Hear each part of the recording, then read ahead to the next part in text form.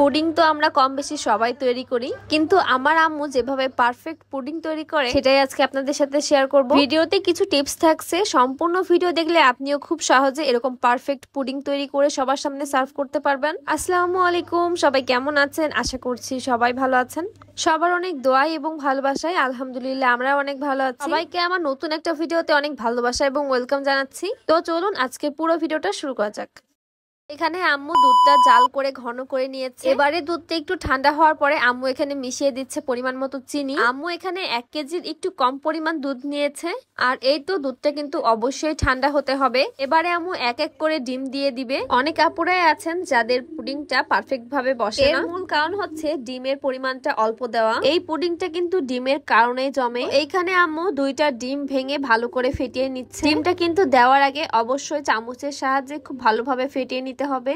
তো এইখানে যেহেতু আম্মু 3 পোয়ার একটু বেশি দুধ নিয়েছে, যার কারণে এখানে আম্মু দিয়ে দিবে 4টা ডিম। তুমি এখানে 2টা ডিম ফেটিয়ে দিয়ে দিল, এরপরে আবারও 2টা ডিম আলাদা করে ফেটিয়ে তারপরে দিবে। এখানে আম্মু 3 পোয়া দুধের জন্য 4টা ডিম ব্যবহার করেছে। এখানে কিন্তু অবশ্যই 4টা ডিমই দেওয়া লাগবে। আপনারা 1 কেজি পরিমাণ দুধ নেন তাহলে কিন্তু অবশ্যই 5টা ডিম বা এর বেশি ডিম ব্যবহার করতে হবে। 4টা ডিম দেওয়ার পরে এখানে আম্মু খুব ভালোভাবে মিশিয়ে নিচ্ছে। ডিম এবং দুধ ভালোভাবে ফেটিয়ে নেওয়ার পরেও কিন্তু এর মধ্যে লাম্পস থেকে যায়। এবারে আম্মু ডিম এবং চিনির মিশ্রণটা ছেঁকে নিচ্ছে।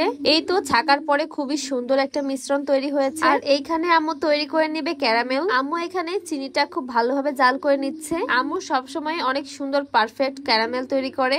ক্যারামেলটা যখন একটু লালচে হয়ে আসবে তখনই কিন্তু চুলার আঁচ কমিয়ে দিতে হবে, না হলে কিন্তু পুড়ে যাবে। ক্যারামেলের খুবই সুন্দর একটা ঘ্রাণ বের হয়েছে। এবারে যেই বাটিতে পুডিংটা সেট করবে সেই বাটির মধ্যে আম্মু ক্যারামেলটা ঢেলে নিল। আগে থেকে তৈরি করে রাখা এই মিশ্রণের মধ্যে আম্মু কয়েকটা এলাচের ফল গুঁড়ো করে দিয়েছে।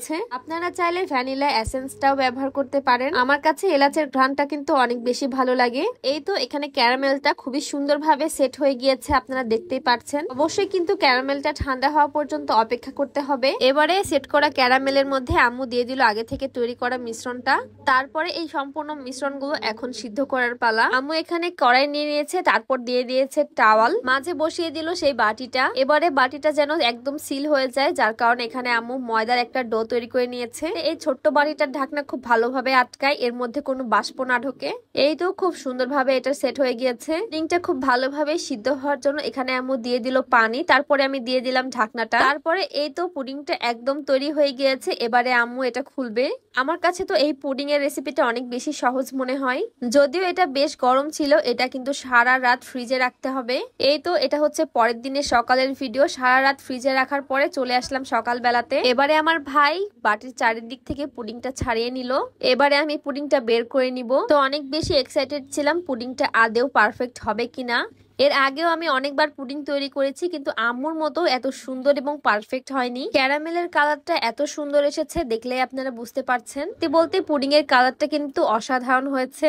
এলাচ দেওয়ার কারণে পুডিং এর ফ্লেভারটাও ছিল অসাধারণ। হঠাৎ করে যদি বাসায় মেহমান আসে তাহলে কিন্তু খুব সহজে দুধ, ডিম এবং চিনির মিশ্রণ দিয়ে এরকম সহজ একটা পুডিং রেসিপি তৈরি করতে পারেন। যেহেতু এখন ঈদের সময় আমাদের পরিবারের অনেকজনই এসেছে আমাদের বাড়িতে, হয়তো আমার আম্মুর হাতের এই পুডিংটা অনেক বেশি পছন্দ করেছে।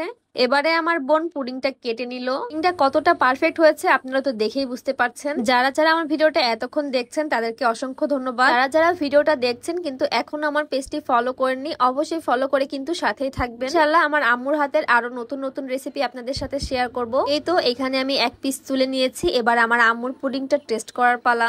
আমার তো আমার মায়ের হাতে সব রান্নায় অসাধারণ লাগে। আলহামদুলিল্লাহ, মাশাআল্লাহ, পুডিংটা দেখতেই পাচ্ছেন কত সুন্দর পারফেক্ট হয়েছে।